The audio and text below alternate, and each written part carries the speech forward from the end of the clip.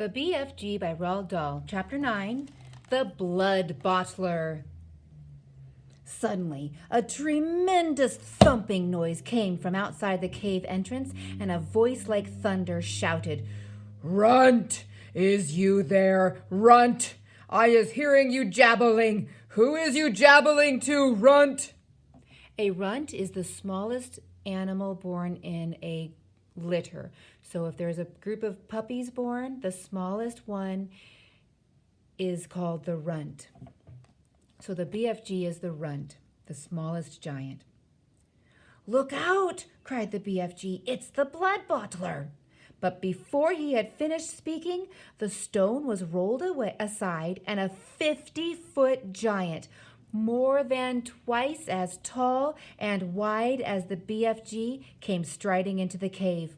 He was naked, except for a dirty little piece of cloth around his bottom. Sophie was on the tabletop. The enormous, partly eaten snozzcumber was lying near her. She ducked behind it. The creature came clumping into the cave and stood towering over the BFG. "Who was you jabbling to in here just now?" he boomed. "I is jabbling to myself," the BFG answered. "Piffle fizz!" shouted the Bloodbottler. "Bug swallup!" he boomed. "You is talking to a human being. That's what I is thinking." "No, no," cried the BFG. "Yus, yus," boomed the Bloodbottler. "I is guessing you has snitched away a human being and brought it back to your bunghole as a pet. But so now I is winkling it out and guzzling it as extra snacks before my supper." The poor BFG was very nervous.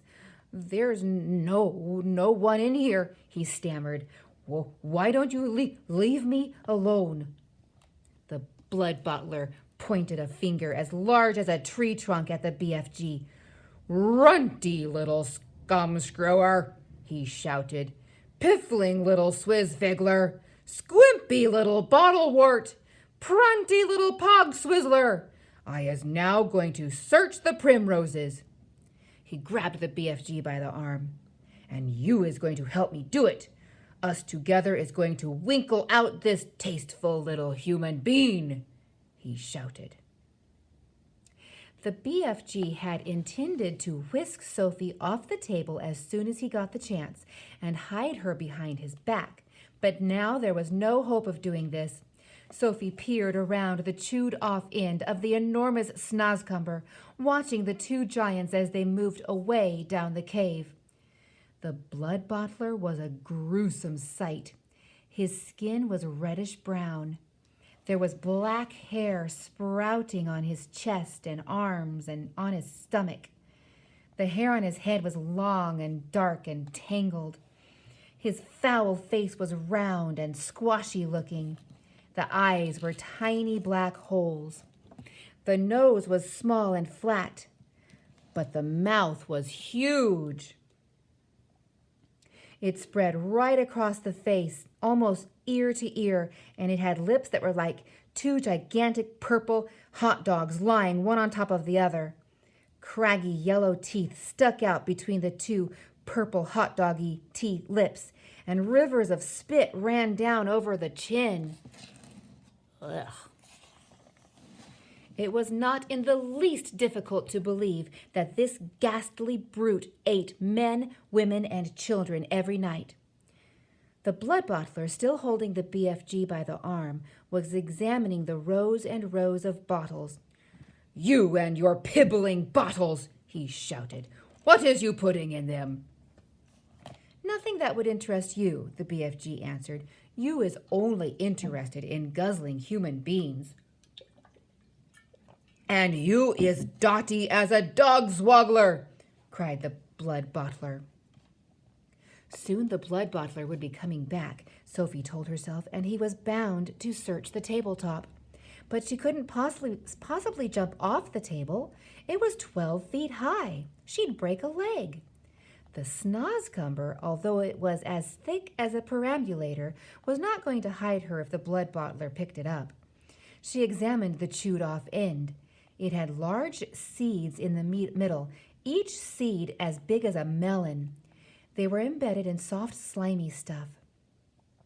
Taking care to stay out of sight, Sophie reached forward and scooped away half a dozen of these seeds. This left a hole in the middle of the snozzcumber large enough for her to crouch in, so long as she rolled herself up into a ball. She crawled into it.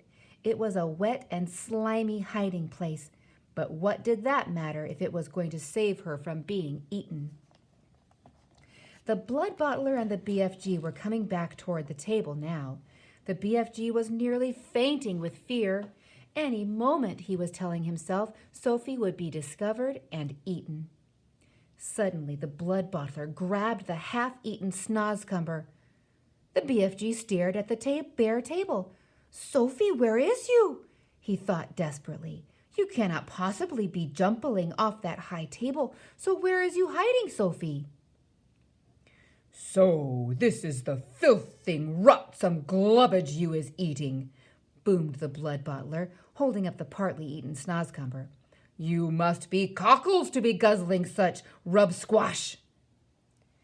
For a moment, the bloodbottler seemed to have forgotten about his search for Sophie. The BFG decided to lead him further off the track. "That is the scrum-diddly-umptious snozzcumber," he said. "I is guzzling it gleefully every night and day. Is you never trying a snozzcumber, bloodbottler?" "Human beans is juicier," the bloodbottler said. "You is talking rammy-tot," the BFG said, growing braver by the second. He was thinking that if only he could get the bloodbottler to take one bite of the repulsive vegetable, the sheer foulness of its flavor would send him bellowing out of the cave. "I is happy to let you sample it," the BFG went on. "But please, when you sees how truly glumptious it is, do not be guzzling the whole thing. Leave me a little snitchet for my supper." The bloodbottler stared suspiciously with small piggy eyes at the snozzcumber. Sophie, crouching inside the chewed-off end, began to tremble all over. "You is not swizz-figgling me, is you?" said the bloodbottler. "Never," cried the BFG passionately.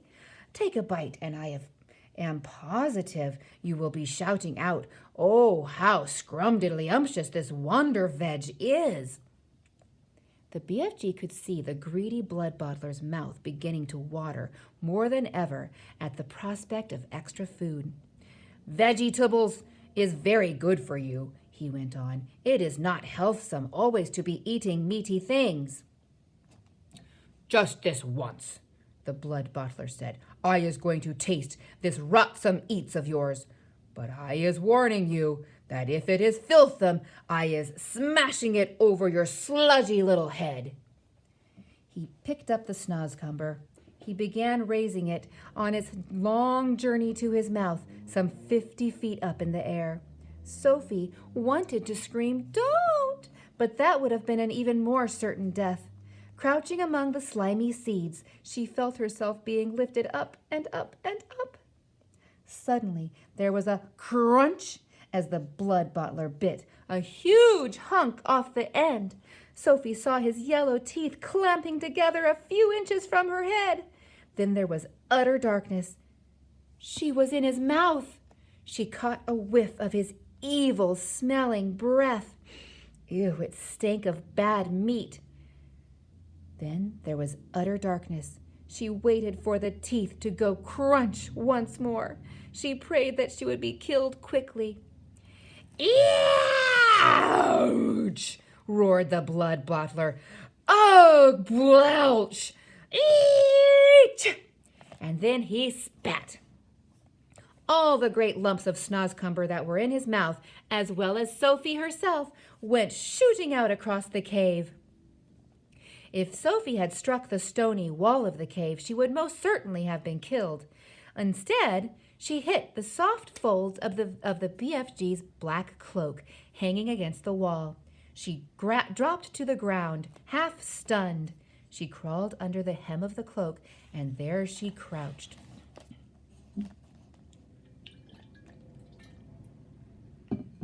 "You little swine bungler!" roared the Bloodbottler. "You little pig swiller!"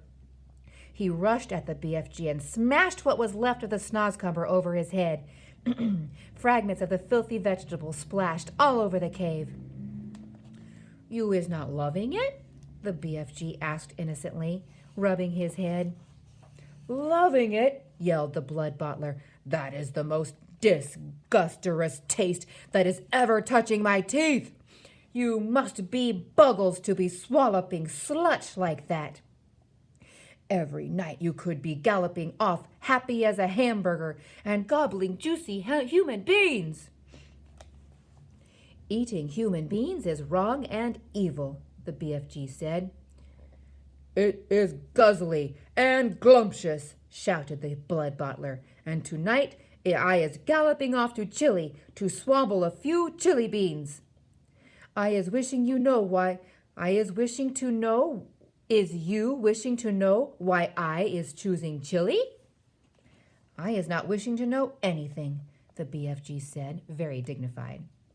"I is choosing Chile," the Bloodbottler said, "because I is fed up with the taste of Eskimos. It is important I has plenty of cold eats in scuttling hot weather like this, and the next coldest thing to an Eskimo is a chili bean. Human beans from Chile is very chilly." "Horrible," the BFG said. "You ought to be ashamed." "Other giants is all saying they is wanting to gallop off to England tonight to guzzle school childers." The Bloodbottler said, "I is very fond indeed of English school childers.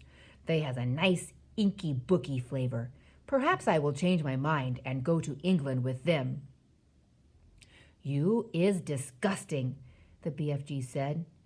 "And you is an insult to the giant peoples," shouted the Bloodbottler. "You is not fit to be a giant. You is a squinky little squiddler. You is a pibbling little pitsqueak. You is a cream puff nut." With that, the horrible blood-bottling giant strode out of the cave. The BFG ran to the cave entrance and quickly rolled the stone back into place. "Sophie," he whispered. "Sophie, where is you, Sophie?" Sophie emerged from under the hem of the black cloak. "I'm here," she said. The BFG picked her up and held her tenderly in the palm of his hand. "Oh, I is so happy to be finding you all in one lump," he said. "I was in his mouth," Sophie said. "You was what?" cried the BFG. Sophie told him what had happened. "And there I was telling him to eat the filthsome snozzcumber, and you was all the time inside it?" the BFG cried. "Not much fun," Sophie said. "Just look at you, you poor little chiddler," cried the BFG. "You is all covered in snozzcumber and giant spit." He set about cleaning her up as best he could. "I is hating those other giants more than ever now," he said. "You know what I should like?" "What?" Sophie said. "I should like to find a way of disappearing them, every single one." "I'd be glad to help you," Sophie said. "Let me see if I can't think up a way of doing it."